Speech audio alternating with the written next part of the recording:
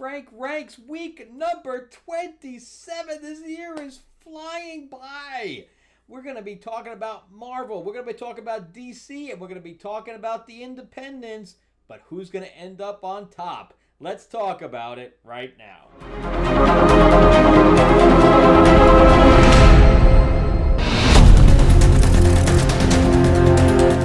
Welcome back to the channel, everyone. Thank you so much for spending time with me as we rant about movies, comic books, and television shows, as well as the occasional board game. I'm your host, Frank Zanca. I'm an award-winning screenwriter, novelist, and comic book writer, as well as a filmmaker. And yeah, we're going to jump right into these comics. Let's see who's going to end up on top. Is it going to be Marvel? Is it going to be DC? Or is it going to be an independent? Let's check it out right now. I read a few of these digitally, so if you see me sticking a sticky note up here, it's me because I read it digitally. I read like probably a third of them digitally. So the first one is going to be an independent from Ghost Machine, and this is Hornsby and Halo. Why this book is still going, I have no idea. It's on number 8. So, I mean, if they don't cancel this thing by 12, something's wrong.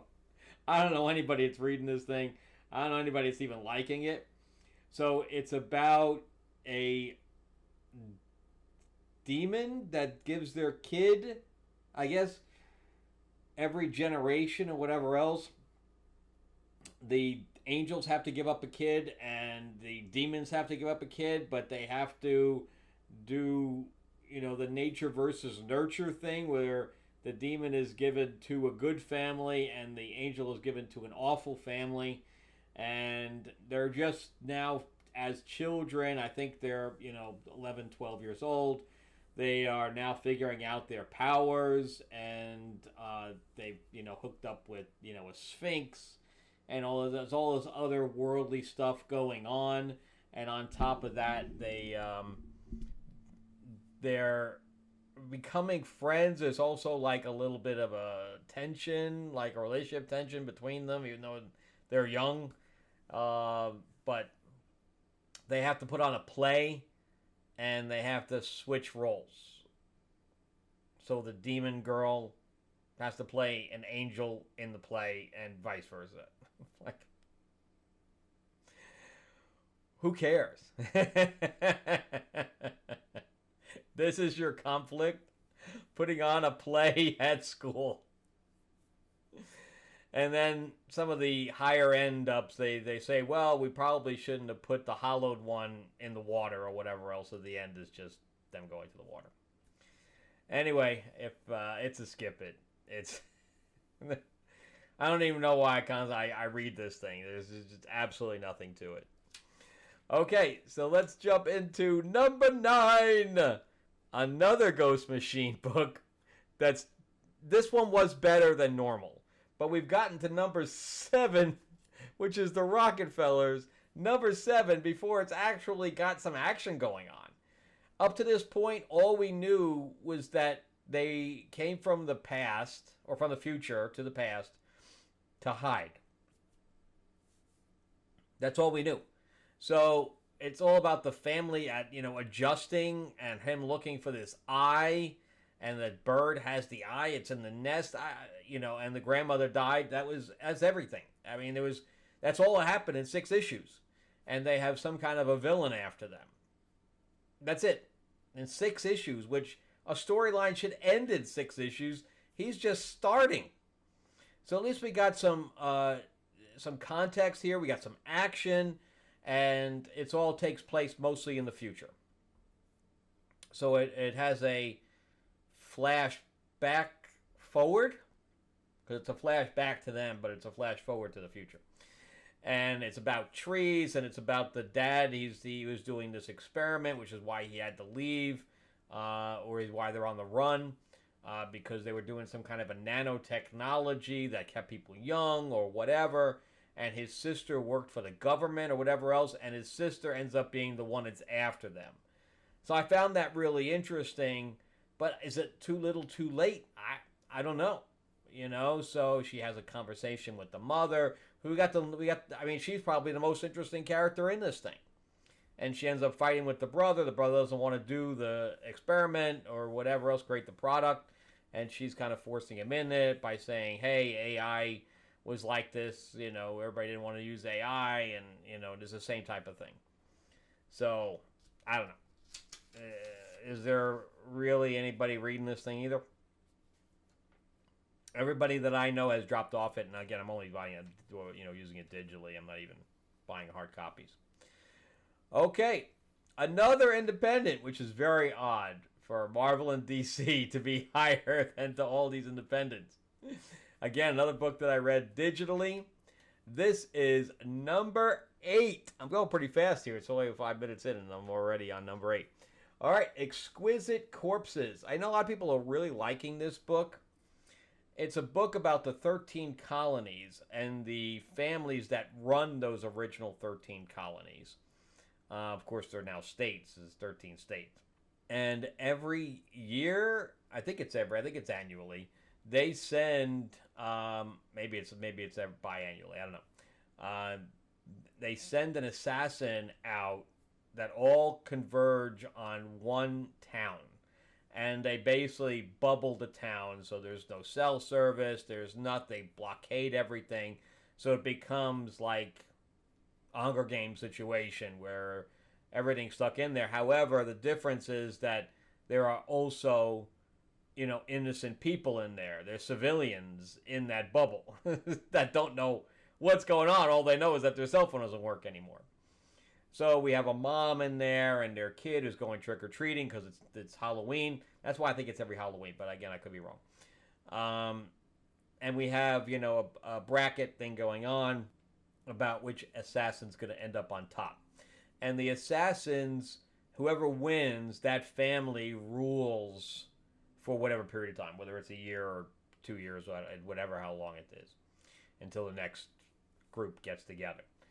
But yeah, so each one focuses like on a different killer, and there's one that dies in every book.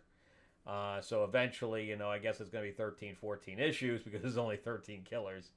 So I don't know if anybody died in the first one. Yeah, I think everybody died in the first one. So it might only be 13 issues. So this one focused on Nurse Pete. Nurse Pete got in the back of an ambulance with civilians, right? Civilian drivers, etc. But they realize that the guy isn't really a nurse. But anyway, by the time they get to the hospital with him in the back, he disappears into the hospital. And I guess he's just having fun, just killing people right and left inside the hospital. And it ends up taking out his partner or her partner. And the partner basically gives his life for her. So it had okay stuff to it. But I wanted to see at least the main character, which the main character is like a soldier guy. We haven't seen him in like 2 issues, man. I don't know. And I think this is only issue 3. So I think we saw him in the first issue and that was it. And I thought he was going to be the main character, but we haven't seen him. So I don't know. It's kind of all over the place as far as I'm concerned. But I liked the Nurse Pete thing because we knew that he was like psychotic, and how the other ambulance, people, AMTs were gonna handle it. All right, jumping into number 7. We actually have a Marvel book now. We have a Marvel book at number 7. So we went through 3 independents, and now we're jumping into Dr. Aphra, Agent of Chaos, number 2. So the storyline for this is not very good. This is by Cherish Chen, because of course they have to hire a Asian writer to write an Asian character. In fact, the art doesn't even look like she is Asian, but she is. And we have Luke in here. This is the 2nd issue with her and Luke going on this mission to find an artifact because she is like the Indiana Jones of the Star Wars universe. Although we aren't really seeing her do any Indiana Jones stuff, like her deciphering stuff. I really kind of want them to jump into that. Right now it's just bar jumping. They're jumping from one bar to another. But the relationship between her and Luke is worth reading. So I like the banter and stuff like that going on. Luke is famous, so he could only get so far. And we had a good thing here where they couldn't get any information on the person they needed to find would find the artifact, and she ends up running into like a former general or a former mercenary that worked for the New Republic, and to communicate, because nobody wanted to openly communicate with them, they did some kind of a Morse code while they were playing cards. I thought that was a good idea. And then we get this flimsy fight scene at the end to find the artifact, of which has no consequence on the story at all. And now we're going to move into Han. Han's going to be in the next issue. So I like the dialogue. I like the relationship with them, but the plotting is completely awful. I mean, completely awful. So the reason it's even at 7 is because of the character interaction. As far as storyline's concerned, there is none. There's no story. So I hope that she's able to find her footing and give us something where we're actually going into ancient structures, stuff like that, so we get some kind of a Tomb Raider situation, because we're not getting any of that right now. All we're doing is hanging out in bars. So, all right, and up into number 6, and that is Marvel again. Marvel. Didn't crack the top 5 yet, though, so let's see what happens. All right, and that is Emma Frost, the White Queen. And I'm actually really liking this. Artwork's okay in it. And this is going back to like the 60s, 70s situation where, she is working for the Hellfire Club. She's the White Queen of the Hellfire Club. And her and the Black Queen obviously don't get along, but she doesn't realize how not along they get. So during the Hellfire Gala, the X-Men show up, which was really good in the first issue. We don't get any X-Men in this one at all. But we get the traditional X-Men with Storm, Colossus, Nightcrawler, and Wolverine. And they infiltrated because Cerebro found a mutant. And I think they were able to take the mutant. I'm not sure. I think so. But anyway, everybody's off to this mutant. He was part of a protest that was happening outside. And she wants to track down who ended up telling the X-Men that they were there or whatever else, because she feels like there's an internal mole. And she ends up getting Sebastian on her side to go track down this mole. And they end up going to Italy, to Rome specifically, because they go underneath the Colosseum. And they end up finding this battle, like an underground battle thing, like a cage fight situation. And the guy says, well, if you beat this guy in combat in the arena, then he'll tell you the information. So I think that's the deal he makes himself. If you beat me, I'll give you the information of who sent me there. So that's what happens, and she ends up taking a rapier and ends up beating him with the rapier in like a fencing move. So I thought that was all kind of interesting, because I would see that Emma would have that kind of fighting anyway. She doesn't have her diamond powers yet. She only has the mental powers in this one. But anyway, we find out that Tessa, who is the Black Queen, says the orders came from you. That's when she beat him. That's what he says. And then her right-hand girl ends up calling Tessa, again, the Black Queen, and says that she doesn't, meaning Emma, doesn't suspect a thing. So a lot of little things going on here, and I prefer, I know Emma's like part of the X-Men, but I almost prefer the 60s where she was like a villain.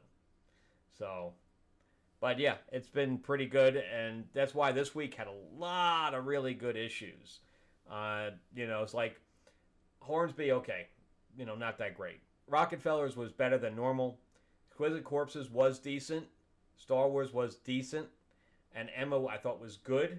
So now we're getting into the good, but there was a lot of good stuff this week. So before we get into the top 5 of who's going to be in the top 5 for the week, remember to give me that like, give me that subscribe if you can ring that bell, ding ding, share this video out there. Also remember too that I am a writer myself, so if you'd like to read anything that I've written, you can go to Amazon.com and just put my name in, or you can click the link in the description below. You'll check out my 4-novel quadrilogy sci-fi called Destiny Aurora. It was made into a 4 novels now, graphic novel, a board game, an RPG, you name it. It's also on Audible. All my books are also on Kindle, including Tales of Ravenor, the Iron Witch is my YA fantasy. If you like dragons and things like that, you're going to love that. And then, of course, we have my new comic called Fairy Tales of Terror, where I have a Psycho Cinderella. You can click the QR code here. It is on Kickstarter, but the Kickstarter isn't launched yet. The video's done, but he sent me one that has a watermark on it, so I couldn't. It's going to launch probably next week. But I did get some of the stuff printed, so you can see Psycho Cinderella. I got another one here. Looks pretty good. And Tiger Lily is my hero in here. I thought it would be good to give her a hero role where she could be a badass. And also Captain Hook is also killing people with a massive hook that I gave him. It's pretty cool. So definitely go and check that out. We're getting close to 550 followers. It's been amazing the amount of people that have signed up. So definitely check that out. All right. So let's jump back into number 5, the final 5 here. And we're going into DC now. I think that's my first DC that we've popped in here. And that is Absolute Wonder Woman. What number is that? 5? 25? What number is that? 10. Not even close. Absolute Wonder Woman number 10. I absolutely hate this cover. This cover doesn't say anything.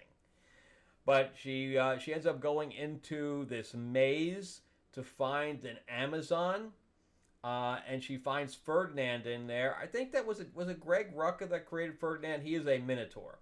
So the Minotaur is protecting a siren, but the siren doesn't speak. So, and I guess the other woman that is controlling these mermen wants the siren, but we don't know why. And I thought that the other woman was the Amazon, but now I don't know because they never said whether the Amazon, it is the Amazon or if it's not. It's just a random person in this maze. But, you know, if they're all in a maze and they got mermen, where's the water? Where's the food coming from? I don't understand how that even works. But maybe because it's supernatural, they don't have to eat or whatever. I don't know. Or get in water or anything. I don't quite know how that works. But anyway, so she ends up, Ferdinand ends up like sacrificing himself. He literally he says, stand behind me, and they fire arrows, and he takes them all in the back. And he tells them to run, and she runs with the siren and opens up a portal and pushes her through to go with Steve and Barbara Minerva, who is not Cheetah yet, and stuff like that. And then she closes the portal and runs back to save Ferdinand, and there's just a whole lot of fighting that takes place, and we'll see what happens from this point. But I think that she controls her mind and all this other stuff that's going on, where she's kind of disoriented. But it's decent. I just wish that Hayden Sherman was not drawing this book. Hayden Sherman is the wrong person for the art on this book, and it takes away from the story every single time with his very basic artwork. And we had another artist in there for 2 issues, and it was so much better. I mean, so much better. So, we'll see. Okay, number 4, we're going independent again, baby. And that is Void Rivals. Void Rivals actually takes a step up in this month, because I was getting kind of tired of it. With nothing really happening in like the last 2 or 3 issues, nothing really happened. I'm so over the Schizoid character. I do not like that character at all. And now what they're doing with all the clone Schizoids, I can give a shit. I can just give a shit. But anyway, the assassin Proximus ends up taking the throne on the other side of the Halo, because they live on basically a ring. And I guess the guy comes back after speaking with the witches, who is the king, and he says, "Get off my damn throne." And he's like, "You're gonna have to take it from me." He's like, "Okay." And the guy's like a cyborg. He's a quadriplegic. Everything else is just robotic. And he literally rips his helmet off and says, "Are we done now or what?" And he's like, "Yeah, we're done." And the guy has like a little squire with him. And the guy's like, the little kid's like, "I don't know what to do here." And so he's like, "Well, you're brave, so you can join us or whatever." That's what happens there. And he's like, "We have to go attack the other side so that we can create unity." Meanwhile, his daughter has gotten the powers of Zerta, and now can run around the ring, because the ring is like, all metallic, and she can literally come in and out, up and down through the metal. I don't know. It's very strange. That's beyond sci-fi to like supernatural. Sci-fi wouldn't work. And anyway, she gives Derek back his red glove, because he says it talks too much, and he says, "Well, you got my blue one, because it doesn't talk at all." I thought that was funny. But the king there, which is Derek's dad, does not want unity at all. He's afraid that this thing is going to come back to the portal. And but anyway, now they're getting attacked. And so Leela sees the two Transformers that are there now, Springer and Hot Rod, I believe. And she's like, "There's two of them now?" But anyway, they join the fight as all of the Zertonians or whatever, I've got the names of the two sides, are now attacking, including Proximus. And Springer's like, "Oh, this guy again."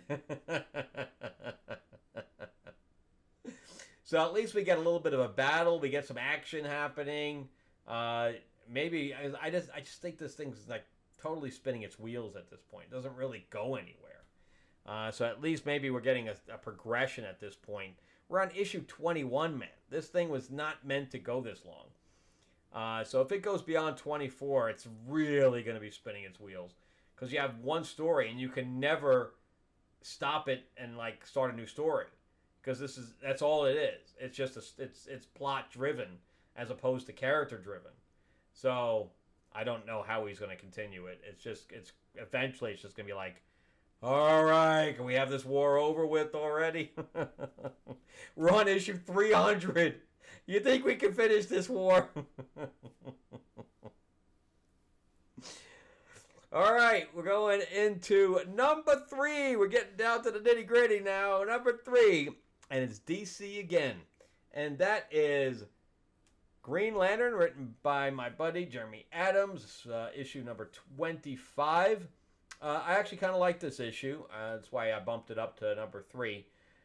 We got a lot of stuff going on. I really like the relationship between Carol and Hal. I thought that had worked really well in the last one. I know some people didn't like that, but that's, for me, that's what the soul is of this thing, of this book.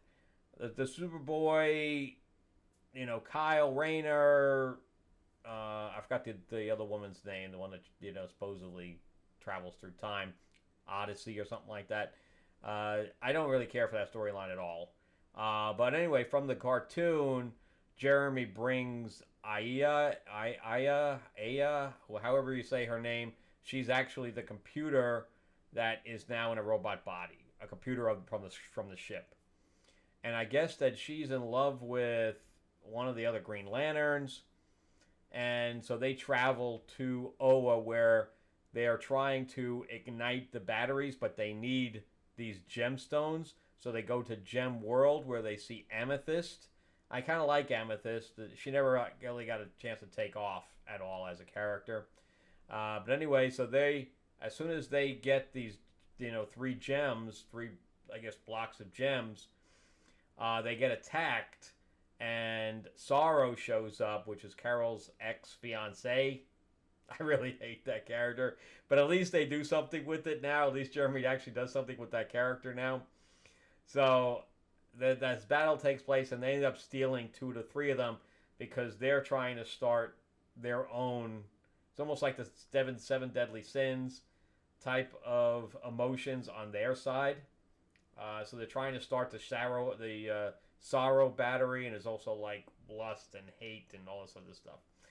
And the Green Lanterns are trying to start, the main ones, which is Green. They already have because he brought that in from Earth, but there's anger and fear and all the other ones that he's trying to start up. Hope, I think Hope is blue. Love, which is pink, which is Star Sapphire, and the whole bit. So they're trying to start all that up, and they got to start theirs before the other guys start theirs. So Kyle comes in because he's a White Lantern, and he creates the whole white thing, but he's just a little bit too late, and Aya comes up to meet her boyfriend, and as she says, starts to say they love each other or whatever, he says, I don't feel anything at all because the sorrow thing started up before them. So, yeah, I thought this was a pretty good issue. We finally got to see something that Sorrow does. Otherwise, it's been completely waste of a character. And I'm tired of him kind of trying to scrape the bottom of the barrel for trying to find new emotions. It just doesn't work. I know what he's trying to do, but it's just like, come on. All right, we got another Marvel book at number 2. Holy cow, that never happens. And that's not true because Predator versus Spider-Man was pretty high up there last week. All right, we have number 10 of Moon Knight, Fist of Khonshu. We have the battle now finally with Archimedes or Archibald, something Fairchild. Something with an A, or something A. But anyway, we'll just call him Fairchild. But anyway, he is a drug-dealing person. He's a god, pretty much, from Asgard. Which that reveal was pretty good. And Moon Knight ended up getting the sword that killed the Midnight Mission because they lived in a place where that was basically had its own consciousness.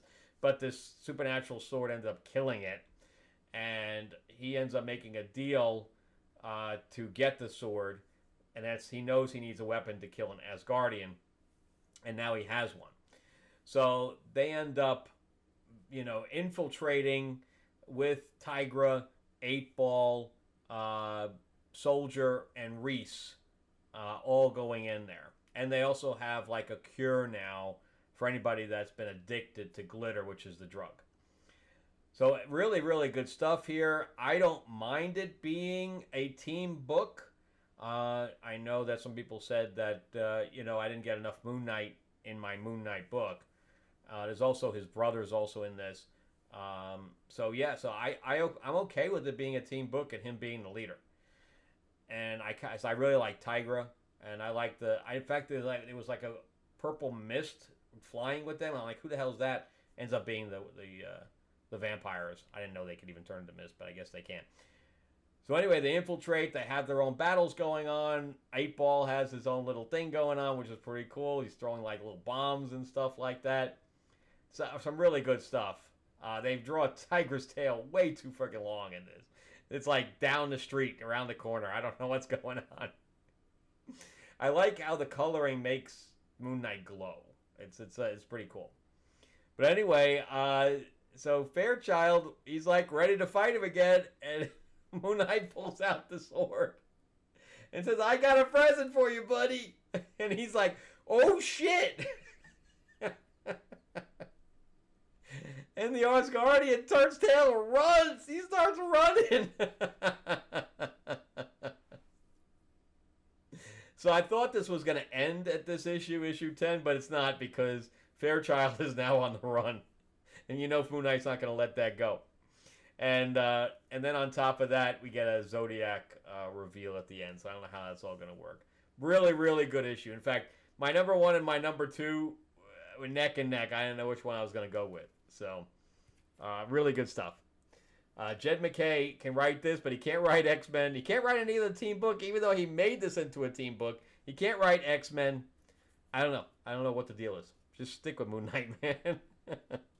All right, number 1. What's it going to be? What's it going to be? It is DC, and that is Superman number 28 by Joshua Williamson. And the art by Maura really accentuates this, I think. He really, really, draws some really good Superman stuff in here. And we're starting up a new storyline here where Superman is trying to reconnect with the Legion. He's feeling kind of lonely, I guess, to a certain degree. So he wants to go connect with the Legion. However, when he does, it ends up being the Dark Side Legion. So they're all evil.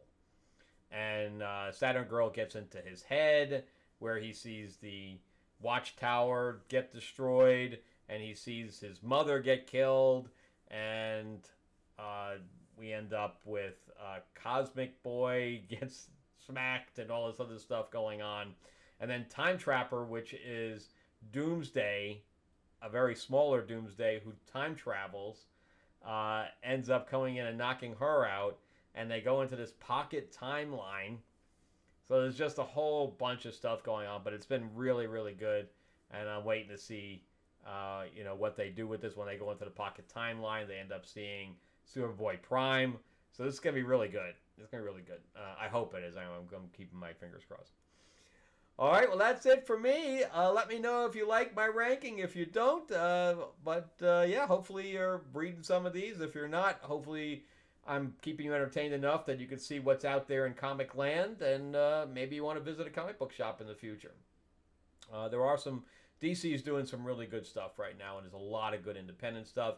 Marvel is few and far between. If you're going to collect anything with Marvel, just grab Moon Knight. All right, that's it from me. Remember to give me that like, give me that thumbs up if you can. If you can't subscribe, please do. Ring that bell, ding, ding. And, share this video out there. And remember, too, that check out my stuff on Amazon. You type my name in. And definitely check out Fairy Tales of Terror on Kickstarter. Go to the QR code. This is why I'm not an actor. Wrong side of the screen. QR code, orders the link description below. Again, we're hitting almost 550 followers. I'm going to launch next week. It's going to be great. So sign up so it'll notify you about when we launch. All right. Thanks again for watching, guys. Have an awesome week. All right.